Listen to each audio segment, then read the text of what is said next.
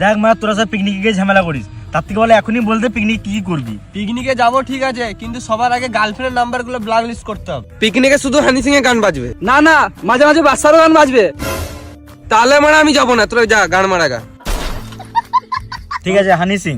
দেখ আমি আগে থেকেই বলে দিচ্ছি, বিয়ার থাকলে আমি খাবো না, শুধু মদ আর মাংস খাবো। বেশ, যেটা পাবো সেটা খাবো।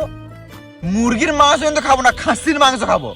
কত চাঁদা দিছিস? 30 টাকা। গানা মায় না বেশি, মুরগির মাংস হবে। গান মারা খাবো না। বেশ বস, তোর জন্য একটা ডিম বেশি দেবো।